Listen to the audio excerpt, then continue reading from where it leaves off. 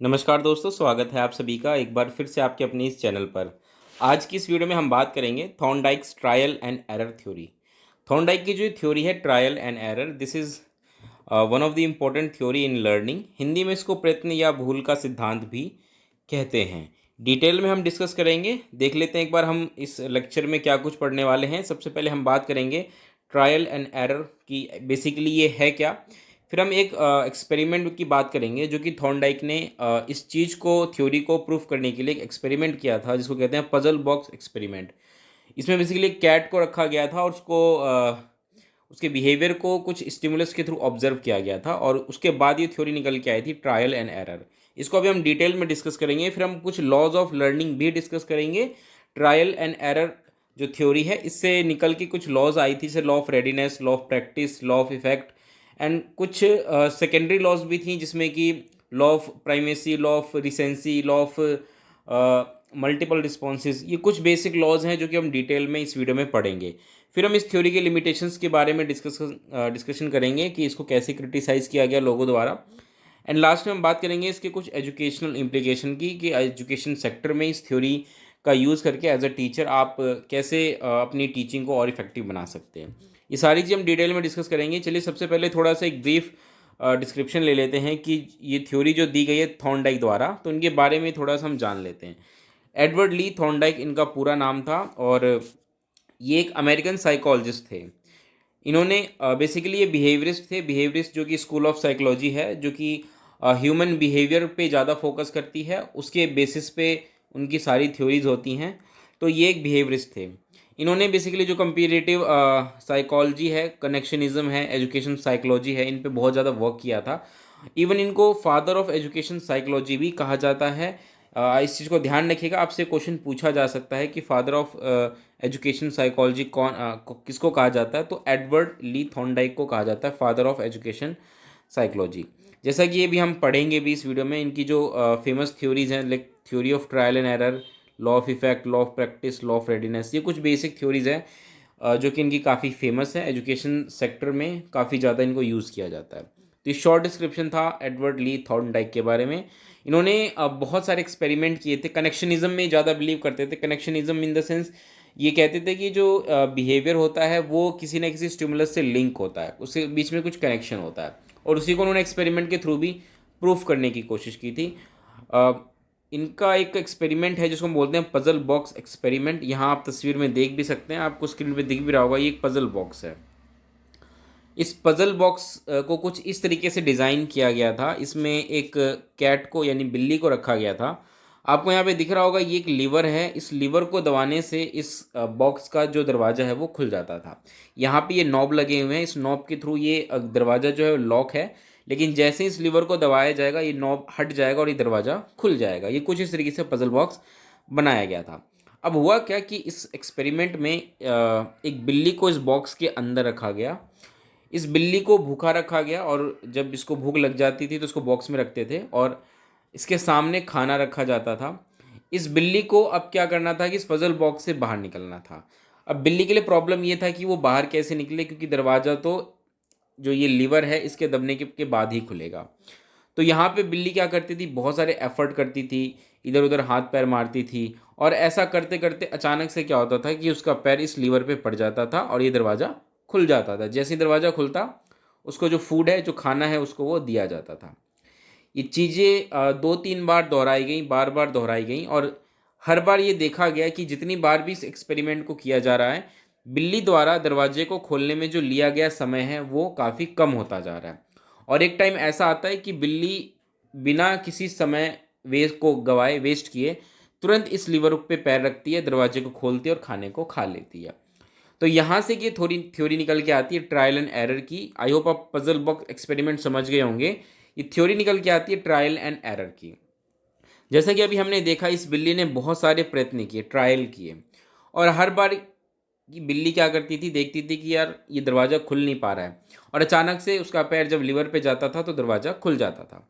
साथ के साथ दूसरी चीज़ हमने ये भी देखी कि हर बार जब इस एक्सपेरिमेंट को दोहराया गया तो दरवाजे को खोलने में जो समय लगता था वो कम हो रहा था।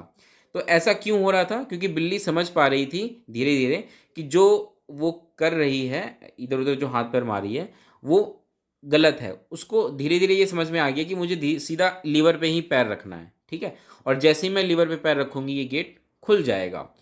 यहाँ पे थॉर्नडाइक कहते हैं कि जो कोई भी जानवर हो चाहे वो इंसान हो, इस ट्रायल एंड एरर थ्योरी में कहते हैं कि इस थ्योरी के अकॉर्डिंग क्या होता है कि ह्यूमन का बिहेवियर या किसी का भी एनिमल का बिहेवियर स्टिमुलस से बंध जाता है। वो अपने इनसाइट का इस्तेमाल बिल्कुल नहीं करता। इनसाइट मतलब अपनी बुद्धि का इस्तेमाल वो बिल्कुल भी नहीं करता, वो थिंकिंग बिल्कुल भी नहीं करता, बल्कि उसका जो बिहेवियर होता है वो स्टिमुलस से लिंक हो जाता है। यहाँ पे बिल्ली का जो बिहेवियर था वो लिंक हो गया था इस लीवर से, लीवर को दबते ही दरवाज़ा खुल जा रहा था।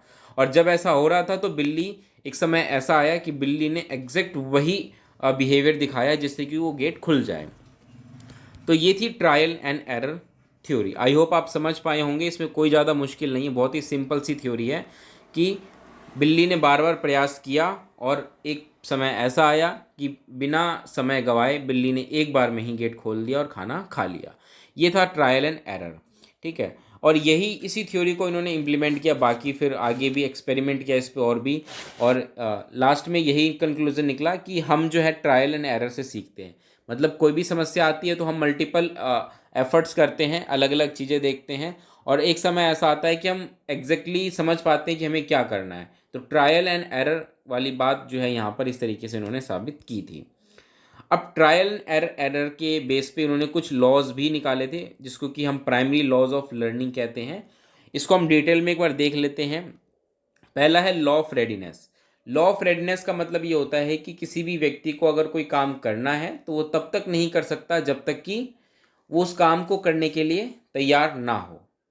अब उस काम को करने के लिए तैयार जब वो होगा तभी वो उस काम को कर सकता है। जैसे कि आप स्कूल में बच्चों को पढ़ा रहे हैं तो बच्चों को आप तभी पढ़ा सकते हैं ना जब बच्चे इंटरेस्टेड हों, बच्चों का मन हो, बच्चे मन से तैयार हों पढ़ने के लिए। तो इसलिए ज़रूरी है कि बच्चों को पहले रेडी किया जाए। रेडीनेस, लॉ ऑफ रेडीनेस यही कहता है। Next is law of practice. Law of practice का मतलब ये है कि हम किसी काम को अगर बार बार दोहराते हैं, उसकी जितनी ज़्यादा प्रैक्टिस करते हैं, हमारी लर्निंग उतनी बेटर, उतनी अच्छी होती जाती है। अब इस लॉ ऑफ प्रैक्टिस में भी आप पाएंगे कि दो लॉज और हैं, law of use and law of disuse.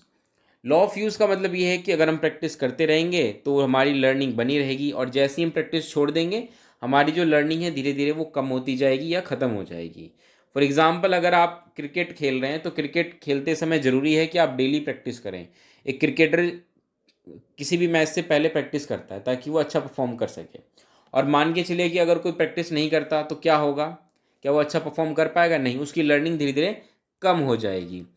तो लॉ ऑफ यूज़ के तहत ये है कि हम अगर प्रैक्टिस करते रहते हैं चीज़ों की तो लर्निंग बनी रहती है, और अगर हम प्रैक्टिस छोड़ दें तो लर्निंग हमारी डाउन हो जाती है, कम हो जाती है। Next is law of effect.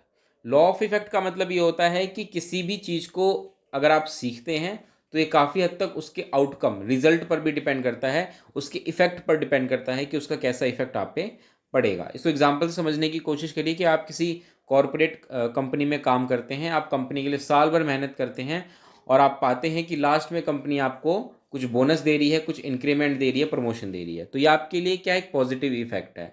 आपने जो इतना काम किया, इतना कुछ सीखा, ये आपको एक पॉजिटिव रिजल्ट दे रहा है और आप नेक्स्ट टाइम भी और एफर्ट करने की कोशिश करेंगे। लेकिन वहीं इतना सारा अगर आप मान के चलिए मेहनत करते हैं कंपनी के लिए और लास्ट में कंपनी आपको कुछ नहीं देती, तो यहाँ पे एक नेगेटिव इफेक्ट पड़ रहा है और आप क्या सोचेंगे कि मैं क्यों इतना मेहनत कर रहा हूँ। तो आपकी वहाँ पे लर्निंग धीरे धीरे कम होती जाएगी।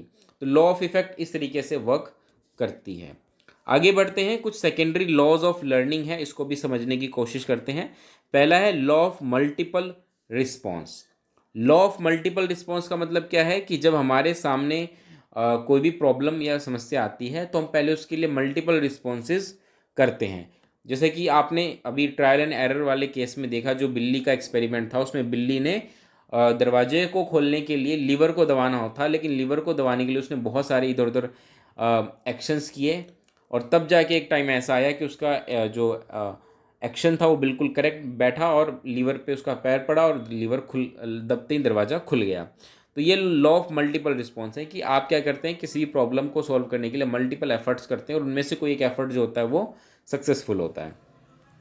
Next is law of mental attitude. Law of mental attitude का मतलब ये है कि आप किसी चीज़ को सीखना चाहते हैं तो आपका मेंटल एटीट्यूड बहुत इंपॉर्टेंट है। पॉजिटिव है या नेगेटिव है। अगर पॉजिटिव एटीट्यूड है उस लर्निंग को लेकर, उस चीज़ को लेकर, तो आपकी लर्निंग बेटर होगी। नेगेटिव है तो आपकी लर्निंग अफेक्ट होगी। फॉर एग्जाम्पल, कुछ लोगों का मैथ्स को लेकर जो एटीट्यूड होता है वो बहुत ही नेगेटिव होता है। कुछ लोग मैथ्स को बिल्कुल भी पसंद नहीं करते। तो आप पाएंगे कि ऐसे लोग अक्सर मैथ्स को ज़्यादा समझते नहीं हैं, उनका मैथ्स में ज़्यादा इंटरेस्ट नहीं होता, उनकी मैथ्स में लर्निंग कम होती है। वहीं दूसरी तरफ जो मैथ्स में इंटरेस्ट लेते हैं, सीखते हैं मैथ्स को, ऐसे लोगों की लर्निंग मैथ्स में अच्छी होती है। तो एक एग्जांपल है लॉ ऑफ मेंटल एटीट्यूड का। Next is law of prepotency of element. Prepotency of element का मतलब ये है कि अगर आप कोई चीज़ सीख रहे हैं तो उसमें जो भी रिलीवेंट चीज़ें अगर ज़्यादा होंगी, जितनी ज़्यादा रिलीवेंट चीज़ें होंगी उस चीज़ की लर्निंग उतनी ज़्यादा होगी, और जितनी इररिलीवेंट चीज़ें होंगी उसकी लर्निंग उतनी बेकार होगी। फॉर एग्जाम्पल, मान के चलिए यही मैं वीडियो बनाऊँ, इस वीडियो में मैं आपको पढ़ा रहा हूँ लर्निंग थ्योरीज, और मान के चलिए इस वीडियो में मैं लर्निंग थ्योरीज की बातें कम करूँ और बकवास ज़्यादा करूँ, तो आप क्या इस वीडियो को अच्छे से देखेंगे या वीडियो को पूरा देखेंगे तो आपकी लर्निंग उतनी अच्छी होगी? नहीं। तो ये एग्जाम्पल है लॉ ऑफ प्रोपेटेंसी ऑफ एलिमेंट की। अगर किसी भी चीज़ में रिलीवेंट चीज़ें जितनी ज़्यादा होंगी उसकी लर्निंग उतनी बेटर होगी, किसी चीज़ में अगर इरिलीवेंट चीज़ ज़्यादा होगी तो उसकी लर्निंग कम होगी। आगे बढ़ते हैं, बात करते हैं law of similarity. Law of similarity basically based है लॉ ऑफ आइडेंटिकल एलिमेंट, जो एक थ्योरी थी, थ्योरी ऑफ आइडेंटिकल एलिमेंट, जो कि थॉर्नडाइक ने ही दी थी। इसमें उन्होंने बेसिकली बात किया था कि किसी भी दो सिचुएशन के बीच जितने ज़्यादा कॉमन एलिमेंट्स होते हैं लर्निंग उतनी बेटर होती है। बेसिकली उन्होंने ट्रांसफर ऑफ लर्निंग की जब बात की थी तो वहाँ पे बात की थी आइडेंटिकल एलिमेंट की। तो लॉ ऑफ सिमिलैरिटी भी यही कहती है कि किसी एक सिचुएशन में अगर आप कोई चीज़ सीख रहे हैं और उससे मिलती जुलती कोई दूसरी सिचुएशन आती है तो वहाँ पे आपकी लर्निंग अच्छी होगी, क्योंकि आप ऑलरेडी इस तरीके का एक्सपीरियंस लेकर आ रखे हैं। और अगर जितनी कम सिमिलैरिटी होगी लर्निंग उतनी कम होगी। Next is law of associative shifting. Law of associative shifting का मतलब ये होता है कि आप अपने बिहेवियर को किसी दूसरे स्टिमुलस से लिंक कर सकते हैं। मतलब एक स्टिमुलस से आप अफेक्टेड हैं लेकिन अपने बिहेवियर को किसी दूसरे स्टिमुलस पे शिफ्ट कर पा रहे हैं। इसको एग्जांपल समझने की कोशिश करते हैं कि पेवलोव ने जो अपनी थ्योरी दी थी, जिसमें कि उन्होंने क्लासिकल कंडीशनिंग की बात की थी, तो उसमें उन्होंने जो कुत्ते पे एक्सपेरिमेंट किया था, उसमें जो कुत्ते का बिहेवियर था सलाइवा, वो पहले खाने को लेकर आता था, लेकिन उन्होंने उसके उस बिहेवियर को शिफ्ट कर दिया घंटी पर। तो वो एक एग्जांपल है लॉ ऑफ एसोसिएटिव शिफ्टिंग। इसका इस्तेमाल आप क्लासरूम में भी कर सकते हैं। Next is law of primacy. Law of primacy का मतलब ये होता है कि किसी चीज़ को अगर आप सीख रहे हैं तो अगर बिगिनिंग जो भी आप चीज़ सीख रहे हैं तो बिगिनिंग में आपकी लर्निंग ज़्यादा होगी और एंड होते होते आपकी जो लर्निंग है वो कम हो जाएगी। ऐसा हम सभी के साथ होता है। कोई भी चीज़ हो, अगर मान के चलिए हम कोई लेक्चर वीडियो ही देख रहे हैं तो स्टार्टिंग में हमारा इंटरेस्ट ज़्यादा बना रहता है, क्योंकि नई नई चीज़ें हैं, नई नई चीज़ें हमें सीखने को मिल रही हैं, तो स्टार्टिंग में हमारा इंटरेस्ट ज़्यादा बना रहता है, हमारी लर्निंग बेटर होती है। लेकिन जैसे ही उस वीडियो के लास्ट तक जाते हैं, उस लेक्चर के लास्ट तक जाते हैं, हमारा जो मन होता है वो धीरे धीरे अब क्या होता है कि भाई अटेंशन कम देने लगता है और हमारी लर्निंग क्या होती है वहाँ पे कम हो जाती है। तो यह है law of primacy. Next is law of recency. Law of recency का मतलब क्या है? लॉ ऑफ रीसेंसी का मतलब ये है कि रिसेंट में सीखी गई चीज़ें हमारे दिमाग में लंबे समय तक बनी रहेंगी, और जो हम बहुत पहले चीज़ें सीख चुके हैं उसकी मेमोरी, उसकी लर्निंग धीरे धीरे हमारे दिमाग में कम होती जाएगी। Next is law of intensity of stimulus. Law of intensity of stimulus का मतलब क्या है कि स्टिमुलस जितना ज़्यादा स्ट्रॉन्ग होगा आपकी लर्निंग उतनी अच्छी होगी। ठीक है, जैसे कि यहाँ पे बिल्ली को बहुत तेज़ भूख लगी थी और उसके सामने खाना रखा गया था, तो खाना यहाँ पे एक बहुत ही इंटेंस स्टिमुलस था उस बिल्ली के लिए, क्योंकि बिल्ली भूखी हुई थी और खाना उसके लिए एक इंटेंस स्टिमुलस था। तो बिल्ली को किसी भी हालत में बाहर निकलना ही था, उसने बहुत एफर्ट इसीलिए किया। अगर मान के चलिए बिल्ली भूखी नहीं होती और उसके सामने अगर आप खाना रख देते तो क्या बिल्ली इतना एफर्ट करती? वो कहती छोड़ो यार, क्या दिक्कत है। तो इसीलिए इंटेंसिटी ऑफ स्टिमुलस बहुत ज़्यादा इंपॉर्टेंट है। Next is law of partial activity. Law of partial activity कहता है कि अगर हम बच्चे को कुछ चीज़ सिखाना चाहते हैं तो हम उसको पार्ट में सिखाएं, ना कि एज अ होल सिखाएं। एज अ होल अगर हम बात करें तो जो गेस्टोल्टिस्ट होते हैं ना, गेस्टोल्ट साइकोलॉजिस्ट जो होते हैं, वो होल की बात करते हैं। वहीं दूसरी तरफ जैसे थॉर्नडाइक थे, उन्होंने कहा था कि पार्शियल, पार्शियल मतलब पार्ट्स में बच्चों को चीज़ें सिखाओ। आप कोई भी चीज़ सिखाना चाहते हो तो एकदम से सारी चीज़ें मत सिखाओ, है ना। आप देखेंगे कि अक्सर हमारी जो टेक्स्ट बुक्स होती हैं एनसीईआरटी की, उसमें इसी चीज़ को फॉलो किया जाता है।